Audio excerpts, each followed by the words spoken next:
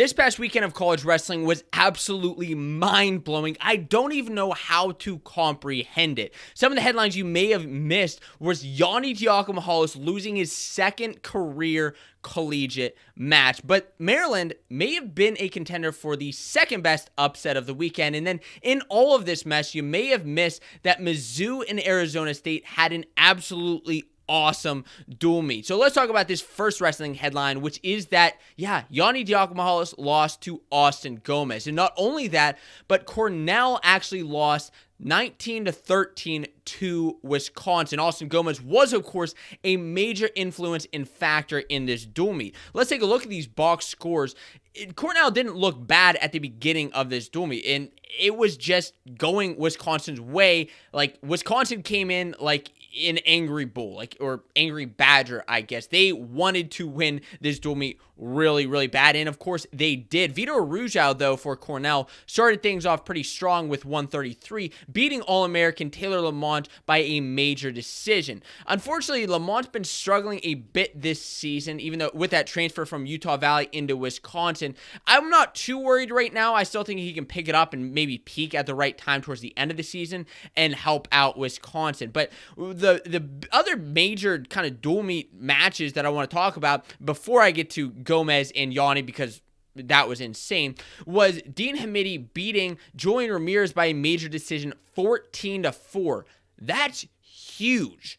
Dean Hamidi seems to have made big leaps from this offseason, and he's showing it so far with his wins this season, especially over Julian Ramirez. And at the end of this dual meet, while it was actually 13-13 going into 197, Wisconsin came out big with 2 wins at the end with Braxton Amos over Jacob Cardenas. That was a flip-flop of a match, could have went either way. And Trent Hilger beating Luis Fernandez, which was actually an upset by a decision. Okay, all right, let's actually talk about this now, though. Austin Gomez, and this is my favorite part, is at the beginning of the day, he woke up feeling dangerous. He tweeted that out, and Cornell is, of course, playing with this a little bit here. But the man was on a mission.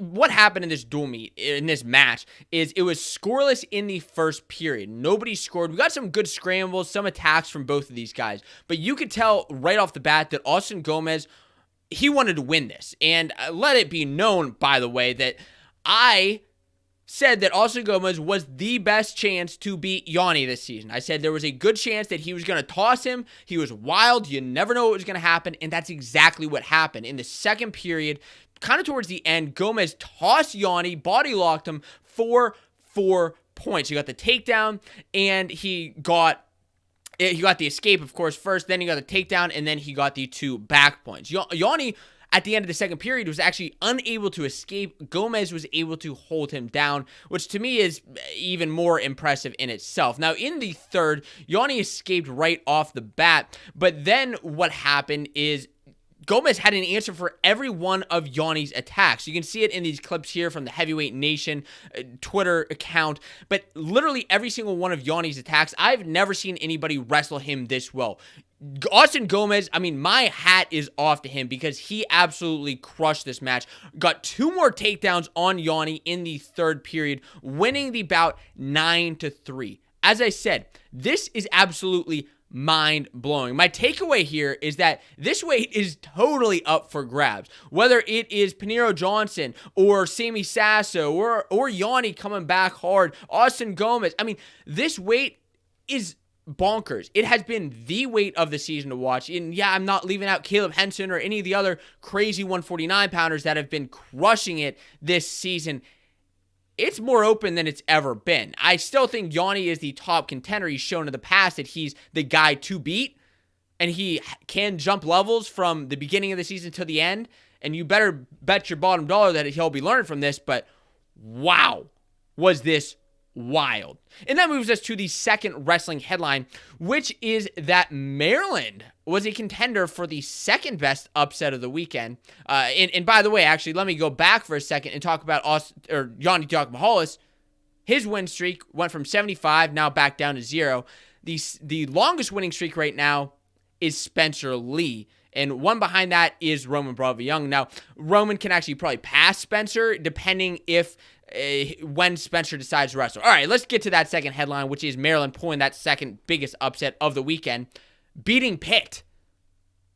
What earth are we living on right now? Maryland just beat Pitt 18-16. They are undefeated on the season so far. I was not expecting this at all. I said Maryland was off to a good start this season, 3-0, but coming into Pitt, I didn't have big expectations. Let's call it for what it is. Maryland has been the worst team in the Big Ten and one of the not the best team, to put it lightly, in college wrestling. Well, with the recruiting game and with Coach Clemson pulling in these recruits and training them up, man, they're actually a pretty good team this year, beating a team that's solid year after year in Pitt. So this duel started out actually with a win at 125 pounds, which really propelled Maryland forward to the victory. Braxton Brown got the pin over Colton Camacho. He caught him and pinned him in the second period, and that led to the next matchup, which was actually big and instrumental in this, which was Michael North beating Dejon Casto in sudden victory. You can see the takedown here from the Maryland Wrestling account. This was massive. It was a turning point, really, I think, in the dual meet, just showing that, you know, we talk about Taylor Lamont being a kind of a rough start for a transfer. Dejon Castro is the same way, and I wonder if that, I don't think like that win that he had over Austin O'Connor last year was a fluke or anything, but I do think that he's got some ground to build back up. Some of the other box scores from this match, as you see, the interesting thing here is when I actually wasn't able to watch this live, but I first heard it, I was like, Maryland just beat Pitt? Well, one of their big guys had to have lost. Mickey Philippi, Cole Matthews, Nino Bonacorsi. No, none of them did.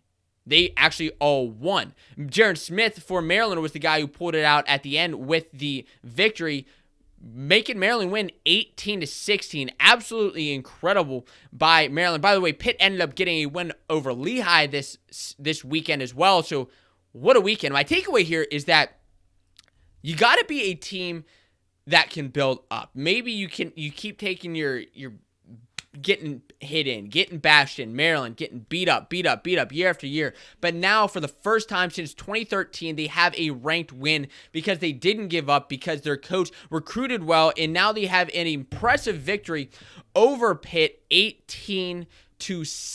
And actually, that's what Coach Clemson had to say here, is to see our kids battle all night on the road in a hostile environment says a lot about who they are and what our program is made of. They earned my respect this season at the very least. And let's move into some quick wrestling lightning headlines before we get into the third main headline, which is Mizzou versus Arizona State. And the first lightning headline is about Ohio State and North Carolina. Ohio State put a beat down on North Carolina. I was expecting this duel to be a little bit tighter, but man, Ohio State just wiped the floor with them. No really big upsets here, honestly. The best match, probably Ethan Smith and Clay Lout, number 6 versus number 5, but no like massive upsets to even talk about. Iowa, because it's been kind of quiet. They haven't had any like big major wins or anything. Similar to Penn State, right? It's the beginning of the season. They start out with a couple of quote-unquote easier competitions, but they are undefeated on the season so far with their wins at Armbar at the Armory, I believe is where they wrestled this weekend, going undefeated. And this was a big one. Speaking of Penn State and Cornell, and oh my goodness, the Gibson brothers, two of the top high school recruits, flipped from Cornell to Penn State. The reason this is so big is because they're top recruits, and because this was just a rough weekend for Cornell all around, losing to Wisconsin, Yianni losing, and now losing out on the Gibson brothers. And you may have seen my interview I did a couple of weeks ago with Bo Bassett, who had talked about, you know, he was training with Cornell, he's talking with Penn State. Well, he's cousins with the Gibson brothers, and I think we could see him going to Penn State in the near future. I guess that's, 3-4 years from now, but still, Penn State could finally get a tough 125-pounder that I can really get behind and get excited about. And so then the other headline I want to talk to you before we get to that last dual meet is the NWCA All-Star Classic has revealed its bout order. Now, I'm not going to read through all of these, but basically what you need to know, this is happening tomorrow night, Tuesday at 8 p.m. on Flow Wrestling. I have a sign-up link down in the description, but what you need to know is that this match is ending with Carter Sirachi versus Mikai Lewis. A great match to end on. I'm looking forward to all of these. 149 especially is going to be a wild one now that Sasso and Gomez and the whole 149-pound crew. 165 will be fun to see if Hamidi can continue to step it up. And, what if he pulls an upset over Keegan O'Toole? The perennial heritage between Carr versus Monday families is going to be a big one to watch. And then ending the night with Carter Sirachi and Mikai Lewis is going to be a big one. So before I get to this last headline, comment below right now, who's going to win at the NWCA All-Star Classic?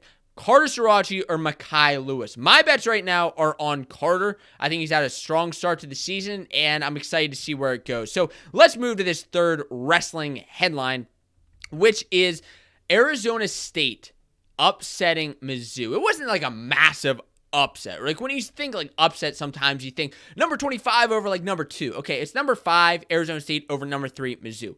Still an upset. It's still a lower ranked team beating a higher ranked team. That's what an upset is, right? So what happened is in this dual meet, it was fun from start to finish, but this was actually the first dual meet. To my knowledge, from my understanding, Arizona State just got a new arena, Mullet Arena, and this was their first dual meet happening there. There was a victory, of course, and almost 3,000 people saw it live, which was really, really cool to see. This started out with a big win of Jesse Vasquez over number 6, Alan Hart, an awesome victory to start out this dual meet. Vasquez has kind of been on and off the last couple years, so what a way to start out this season. And I cannot harp enough how wild this season has been so far. Here are a couple of the other results. Noah Certain got upset by Figueroa at 125. Mikhail McGee got a nice win at 133. Kyle Parco defeating Brock Mahler. Not an upset, but still a nice win, 3-2 decision. And a couple other ones I want to mention are 197 with Rocky Elam beating Cordell Norfleet 8-2. Rocky is honestly my guy to watch this season. I am kind of pulling for him to win a national title. I think I just like his style. I like how he is. I'm looking forward to him wrestling at the All-Star Classic. And then Colton Schultz ended this duel with a victory over Elam, just showing his heavyweight dominance over a top 15 ranked opponent. They won the dual meet 19-17, Arizona State over Mizzou. An awesome weekend in college wrestling.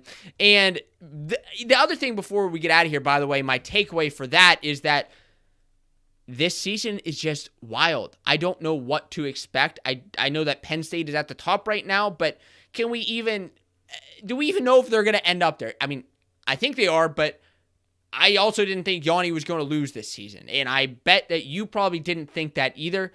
It's been insane. Before I get out of here, I want to tell you that you may have mentioned that, or you may have noticed this different sweatshirt I'm wearing is actually from Wrestling Mart, and they sent me a big package, a bunch of free gear. I want to thank them for that. They sent me a bunch of like free socks too, which I'm very grateful for because I wear these things all the time. And if you're a wrestler or maybe a non-wrestler, it's great for on the mat and actually off the mat. They're not a sponsor of this video or anything. I just want to say thank you to them for sending me this free gear. And if you want to check them out, that is on Wrestling Mart. And my name's Josiah. Those were your wrestling headlines.